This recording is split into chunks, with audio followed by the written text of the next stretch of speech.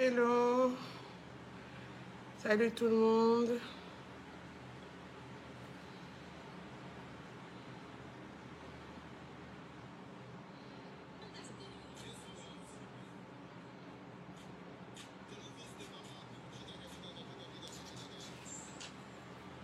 J'ai découvert un nouveau son. Je tiens à préciser que je n'ai pas les droits de cette musique-là. J'écoute ça, j'arrête pas de la faire. Arrive au Benz, puis le joint, tu le m'appelles. Mais ça, c'est quelle vie? On dit. Le plat qui arrive, tu vas prendre le décentré détaillé. Ça compte l'argent du sac qui vient à peine démaillé. Salutaire, médio, les corps et tout. Mais c'est qui l'oiseau rare? Je vais découvrir. Vous savez que je suis en décalage. Oh. Je ne suis plus à la page, je suis vieille. Dis, en bandit. En bandit. Premier ministre, 4 millions de salaires. Les élèves bossent car les profs qui n'ont pas de salaire. C'est ça la galère, c'est ça le malheur. Maman vous dit, c'est vous qui tuez en bandit. Tu l'as croisé en boîte et tu l'emmènes. Tu sors la botte, elle te sort la face. À 6 h du matin, ton col n'est plus là, elle n'est plus là. Ton argent aussi n'est plus là. En bandit. Elle sort avec le père et elle couche avec le fils. Elle n'a pas de remords, elle est saine d'esprit. Au nom du père et du fils et du Saint-Esprit, c'est les 12 esprits. En bandit. En bandit.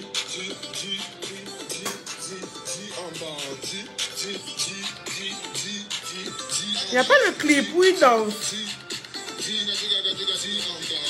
Le pasteur a dit de cotiser pour l'église, il a pris la 10 000 à Dieu. Le prof a dit plus que de moyens à la jolie fille qui lui fera la bise. Elle sort avec tous tes frangins, toi tu couches avec toutes ses frangines. Le tadji a glissé au dos sans rappel à passe au joueur d'à côté.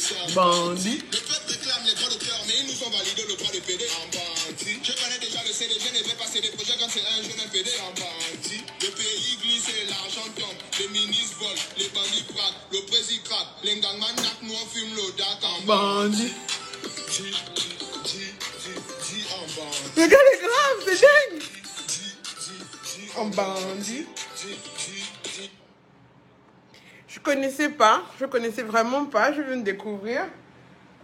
J'ai un ami Yvon qui aime beaucoup la musique des jeunes. Moi j'étais restée à Québec des Boss, bon maintenant c'est en bandit, on va se mettre un peu à la page. Je suis un peu fatiguée, vous savez je me suis fait vacciner aujourd'hui.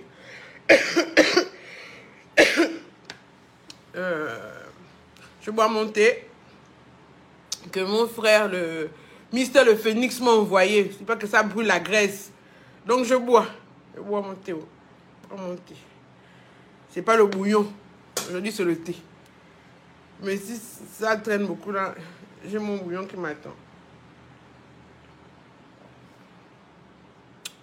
Hello, bonjour tout le monde. Bonsoir Van. Bonsoir Kamael. Bonsoir Grace. Bonsoir tout le monde. Bon. Déjà, j'ai des informations à vous donner. Vous savez que moi, je vous ai toujours dit que je ne vais jamais jouer la fille qui sait tout, qui connaît tout, qui est là. Non, on apprend tous les jours. Et j'ai appris des choses intéressantes ces derniers temps par rapport à ce qui s'est passé, la mésaventure de la jeune animatrice ivoirienne qui s'est passé à la police de la PAF. Parce que c'est un droit auquel moi je ne me suis jamais intéressée. Hein. Moi, ma spécialité de cœur et d'esprit, c'est le droit de la famille. Donc, les autres droits, je les néglige un peu. Mais ça m'a permis, cette histoire m'a permis aussi de me pencher un peu sur ce qui s'est passé. Et j'ai découvert des petites choses qui peuvent être utiles. En fait, quand vous arrivez dans un pays, quel que soit le pays où vous arrivez, et que vous êtes refoulé à la frontière de ce pays, la responsabilité de votre séjour, en tout cas au Gabon, incombe à la compagnie aérienne. Oui, mais moi j'étais étonnée. C'est la compagnie aérienne qui vous a embarqué et qui vous a débarqué dans un pays qui doit s'occuper en cas de refoulement de votre manger, de votre logis et de votre bien-être jusqu'à ce que vous soyez rapatriés. Donc, généralement, ça c'est les indiscrétions de couloir hein, aux polices de frontières que j'ai entendu ça. Donc, apparemment, les compagnies africaines, là, quand leurs ressortissants sont refoulés, normalement, c'est eux, quand on bloque leurs ressortissants, c'est eux qui doivent venir donner à manger. C'est eux qui doivent même proposer que bon, on a un hôtel, on s'engage à rapatrier la personne et tout, en temps et en heure. Ils ne font pas ça. Je n'ai pas dit que c'est absolument pas. Je parle français parce que maintenant, j'ai compris que peut-être le français là, a deux phrases, je ne sais pas. Je n'ai pas dit ça pour comment dire, pour amender, pour alléger ou bien pour absoudre les gens de la police des frontières. Mais c'est toujours bon à savoir. Pourquoi? Ça veut dire que si normalement c'est la responsabilité de la compagnie aérienne, si vous êtes maltraité, vous pouvez faire une action récursoire, c'est-à-dire poursuivre la compagnie aérienne. Parce que ce qui se passe dans les faits, c'est que ici, les compagnies aériennes ne réagissent pas. Vous êtes refoulé, vous êtes gardé en observation à la police des frontières. Ils ne viennent pas s'enquérir de votre nourriture, ils ne viennent pas s'enquérir de où vous allez dormir. Donc, c'est le budget de la PAF. C'est eux-mêmes qui doivent vous nourrir, c'est eux-mêmes qui doivent s'occuper de vous jusqu'à ce que vous puissiez être rapatrié par le prochain vol de la compagnie qui vous a emmené. Ce que j'ai découvert un peu dans les coulisses, dans l'enquête que j'ai menée. Mais vous savez très bien que la DGDI, c'est un monde très fermé. C'est un peu comme l'armée, hein. Je pense même qu'ils sont un peu pires que l'armée. C'est un peu comme l'armée, donc on m'a vraiment pas laissé passer. Hein. Vraiment, même pour me faire le petit Congo, ça, vraiment, c'était fort. Donc, moi-même, je ne vous cache pas que j'ai un peu... Non, c'est sérieux, quoi, ils ne s'amusent pas. Et en gros, poliment, ils m'ont dit, mais c'est notre droit souverain de décider. Quand vous allez en France, même si vous savez, le visa, on vous refoule. Nous aussi... Mais j'ai essayé quand même, parce que les gens aiment toujours que je prenne une position tranchée dans quelque chose. Mais moi, voilà mon symbole. Hein. Sinon, quoi, je suis au milieu. Vous savez, pour que je penche là, il faut un fait, pour que je penche. Je serai toujours au milieu, je vais toujours faire la part des choses. Parce que quand vous jugez une affaire, vous devez vous mettre à la place de la victime. Et de l'accusé. Parce que l'accusé aussi, c'est un être humain. La victime aussi, c'est un être humain. Donc, j'adore les gens qui disent, ouais, tu dois décider. Oh, Nito, mon travail, c'est de penser pour deux personnes. Mon travail, c'est de penser, de voir les deux positions.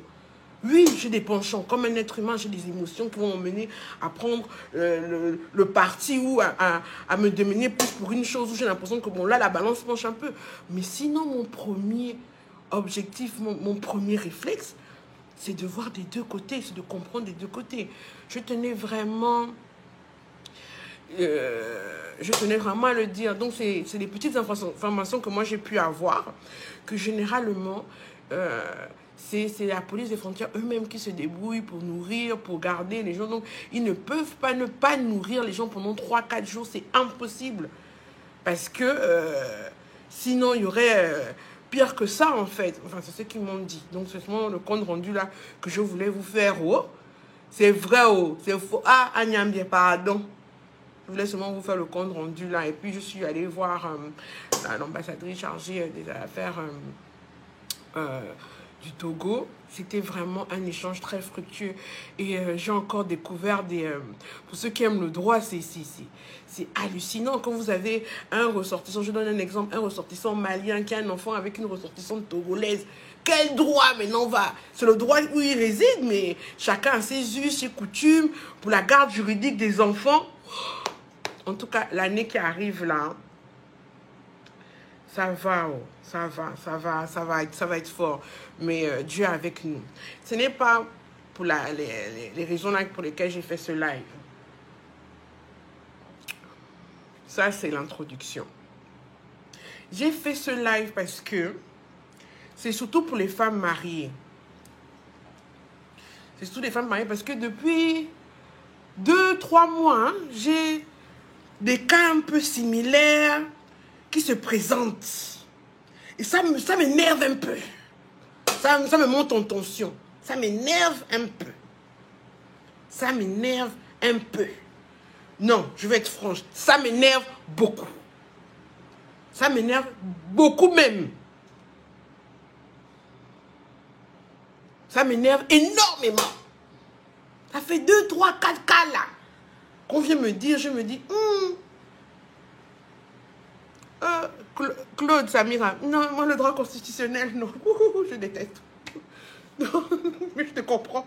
Vraiment, chacun son kiff, droit public, droit privé. Moi, je suis plutôt droit privé. Droit public, ça me fait dormir.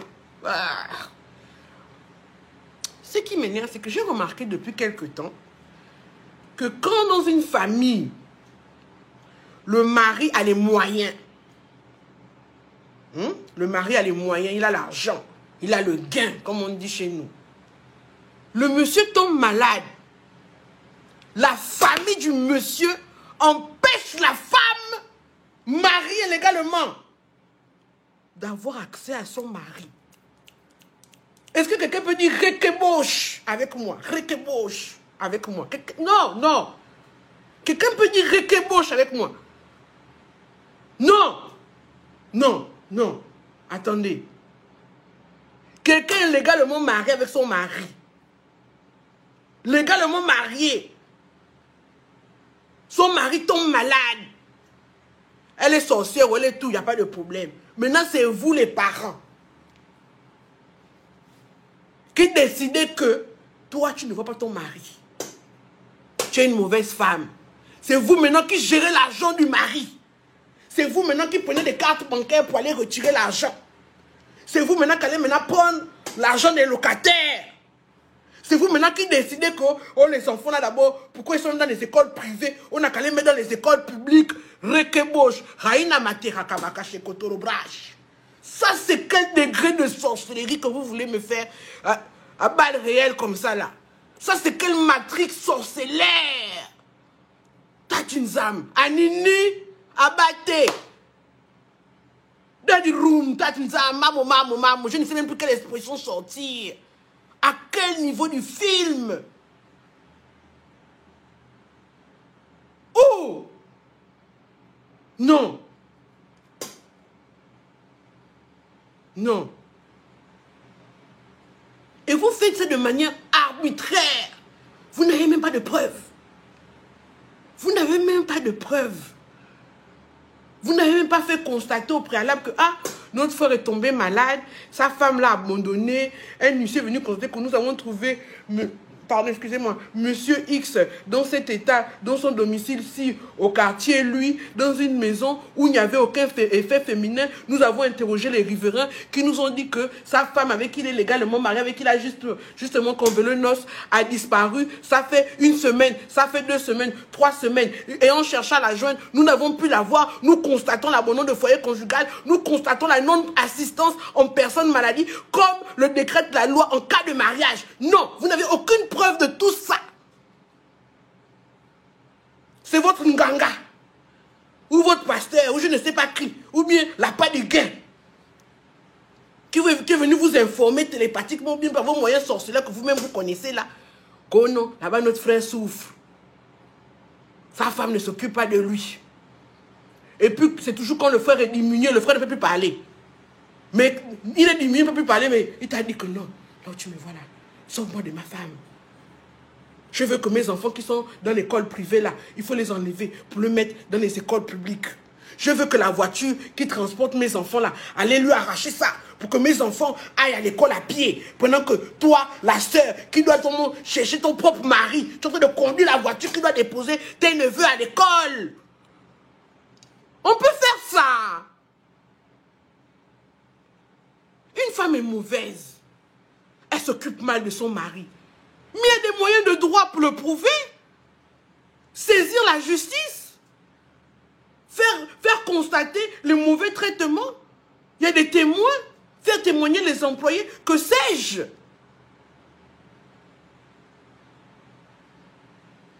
Mon Dieu. Mais maman, toi qui viens de dire qu'il faut que le mari soit prévoyant. Il va faire quoi? Est-ce que quelqu'un prévient la maladie? Quelqu'un prévoit la maladie? Quelqu'un tombe malade, je ne sais pas, AVC, il tombe aveugle, ou bien démence soudaine. Tu n'étais pas là, tu t'es en voyage, tu t'es en vacances avec les enfants. Tu arrives, ton propre camarade, ta propre maison. On a changé les serrures. Ou bien, il y a une dame là. Le mari à l'AVC, ils sont à l'intérieur. Ils viennent à Libreville pour se soigner. Ils ont des biens à l'intérieur. Ils viennent à Libreville pour soigner le mari. Elle alerte la famille. Oh, nous sommes à l'hôpital. Oh. Nous sommes à l'hôpital. Parce que pendant qu'ils étaient là, quand le mari était malade, personne ne venait. Donc, elle fait tout, elle met se bat. Elle emmène son mari à Libreville pour qu'il voit les spécialistes, voir comment s'organiser, tout ça là. La belle famille vient à l'hôpital. Oh, vraiment, ah, va un peu te reposer. Vraiment, depuis là, c'est toi qui t'occupes. Va un peu te reposer. Suivez, va un peu te reposer. La femme, ça faisait 3 jours qu'elle n'a pas dormi, même se laver là, même se brosser les dents, elle n'a pas bien pu faire. Parce que tout son esprit est sur son mari. Elle va se brosser les dents, elle se lave même pas à l'hôtel. Elle arrive.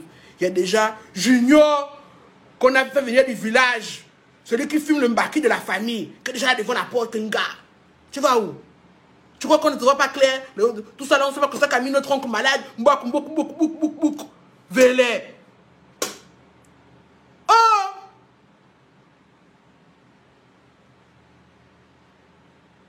Et les femmes là aussi j'ai envie de vous. Madame Linda, ils ont fait requeboche. Quand vous êtes marié, quand vous avez signé l'acte de mariage devant le maire, à part les témoins que vous-même vous avez choisis, on a dit à l'oncle Barthélemy, à Junior qui fume le chanvre, ou à Tata Rosalie qui vit dans ce je ne sais pas où, de venir signer l'acte de mariage là. Vous savez, il faut réfléchir. C'est toi qui as la bague, c'est toi qu'on brille. Et puis tu es là, tu pleures. Moi, mon mari. Je ne sais pas de quelle ethnie vient ce dicton-là, qu'il faut donner la viande aux gens qui ont les dents. Moi, mon mari, les gars, mon mari, monogamie bien commun.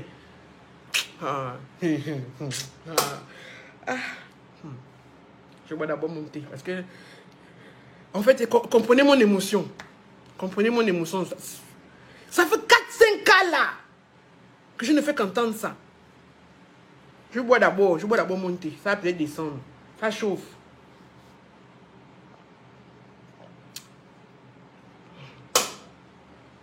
Je tremble même. Le monsieur n'est même pas encore mort. Le monsieur n'est même pas encore mort. Son corps est chaud. C'est vrai que là, ça ne va pas. La santé ou le mental, ça ne va pas. Mais vous décidez que... Oh, la batterie, oh.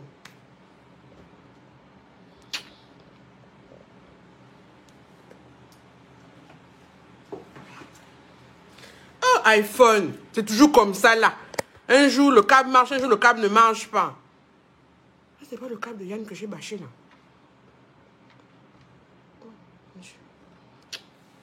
Ça ne charge pas. Oh. Vous attaquez mon direct. Vous êtes vaincu au nom de Jésus. Vous attaquez mon direct. Attendez, hein, je vais essayer de trouver un câble.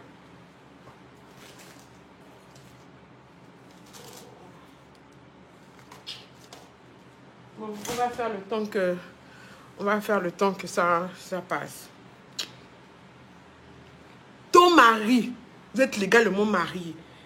Est-ce que tu sais que même l'affaire que on vient vous empêcher, on décide où vous enterrez votre mari, vous êtes légalement marié, c'est des foutaises. C'est tout. Ah, Seigneur. On dit l'homme, et la loi s'inspire des lois célestes. On dit l'homme quittera son père et sa mère pour s'unir à une femme avec qui il ne formera qu'une seule chair.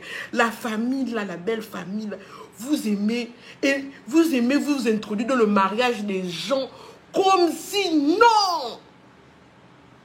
Excusez-moi, tu couches avec ton frère? Tu couches avec ta soeur? Même si son mari, c'est son choix. Le mari maltraite, elle n'est pas capable de se défendre. Faites constater par un ici. En fait, moi, ce qui m'énerve, c'est la manière. Peut-être qu'il doit y avoir des cas vrais. Peut-être des femmes qui maltraitent leur mari. Je peux aussi jouer l'avocat du diable, que toutes les femmes... Non, on ne sait pas. On ne sait pas. Peut-être il y a des informations que nous n'avons pas. Hein? Il y a des informations peut-être que nous n'avons pas. Mais moi, ce qui m'énerve, C'est la manière avec laquelle vous faites ça. Vous venez, vous décidez tout simplement de priver une femme d'avoir accès. C'est-à-dire que ces deux yeux-là, comme ça, c'est boulet. Vraiment. Je vais aller chercher le chargeur. Je pense que j'ai laissé un câble en bas. Si ça coupe, restez en ligne. Je vais revenir. Si ça coupe, parce que là, il reste 10%. Et ces femmes-là, quand la belle famille vous trimballe, oui, il y a réunion chez le grand-père à 18h. Elles sont là déjà, elles tremblent, t'appellent. Oui, madame Mindao, ils ont dit qu'il y a réunion à 18h. Donc la bague là, c'est seulement pour faire auto au quartier. C'est pour montrer seulement aux amis que je suis une femme mariée. La bague là, que vous aimez exhiber là, c'est seulement pour ça. Mais que ça vous donne aussi un peu la bouche pour vous défendre. Quand on fait les classes de droit, oh non, non, on ne vient pas. Oh, vraiment, moi je dois aller au marché, oh je dois faire ça.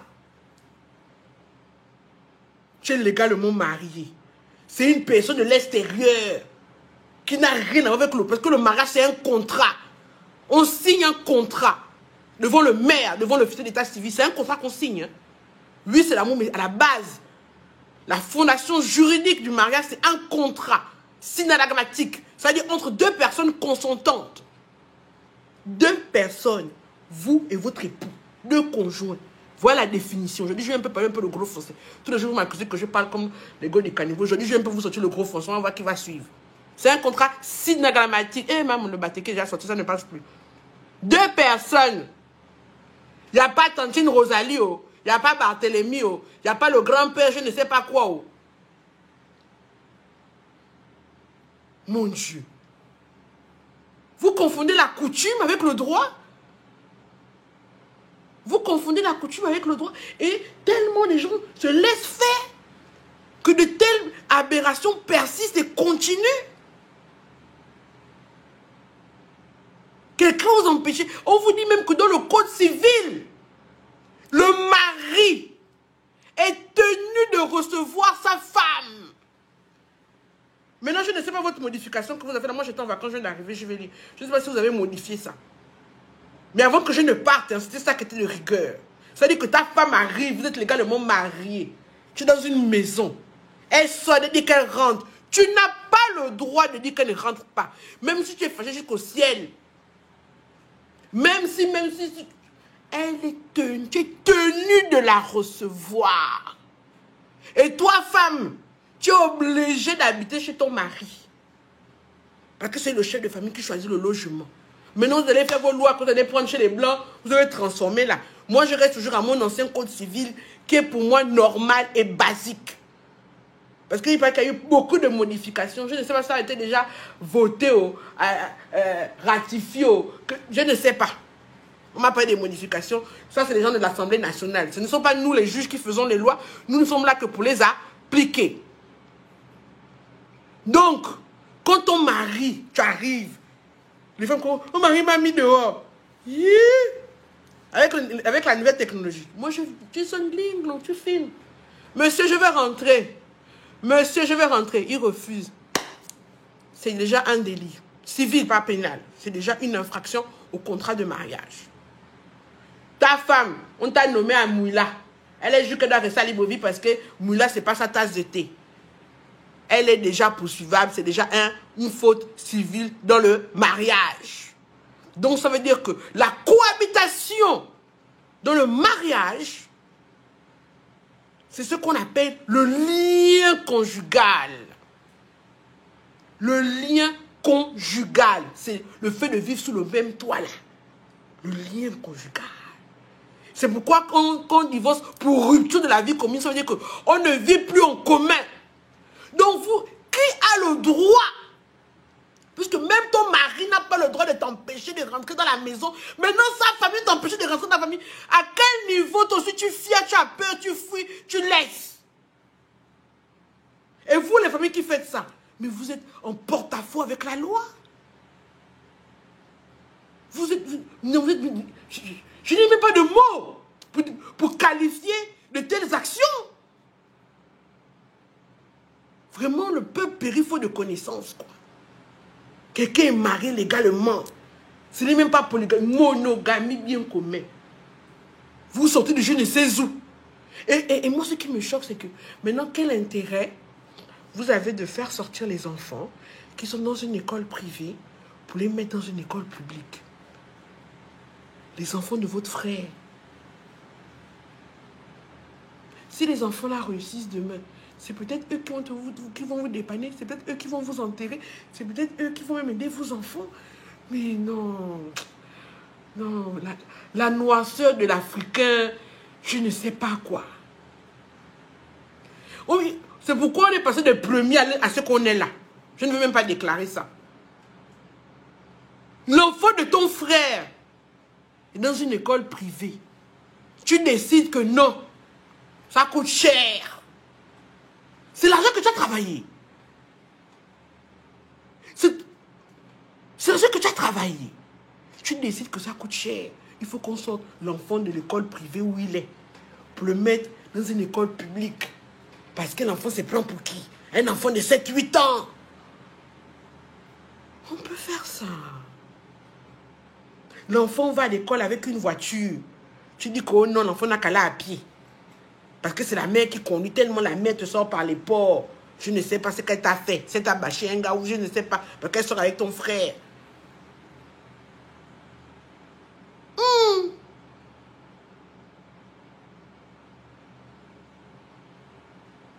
Quand je vais faire les classes de droit, que venez écouter. Parce que je vais faire ça en octobre, je commence. Mais c'est trop cher. Moi, oui, moi, je sors du travail à 18h. Oh, moi, j'ai ceci. Moi, j'ai marché. Moi, j'ai des seins. Moi, j'ai nana. C'est quand il y a le feu. Madame Linda.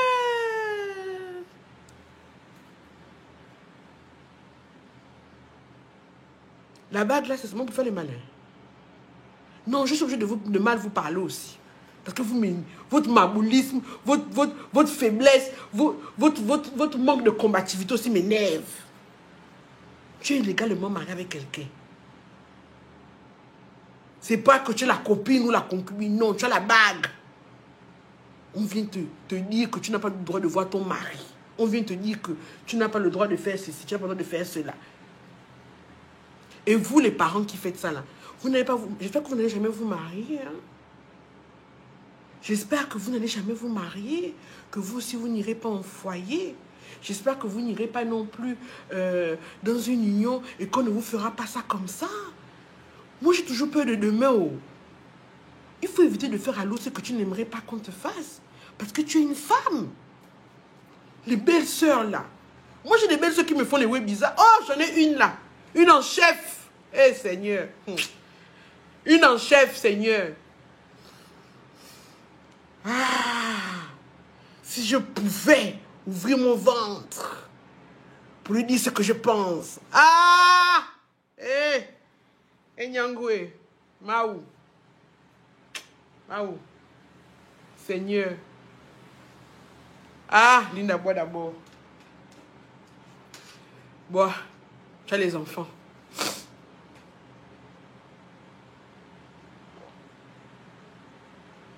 Tu dois vivre longtemps. Mais tout dans la vie, il y a un karma. Tout dans la vie, il y a un karma. Je ne vais pas salir mes mains, ni mon corps, ni mon esprit, pour rentrer dans le game, dans les jeux de certaines personnes qui n'ont pas peur de Dieu, qui n'ont pas peur de la loi, qui n'ont pas peur des conséquences, qui ne pensent pas après-demain, qui ne pensent pas à demain.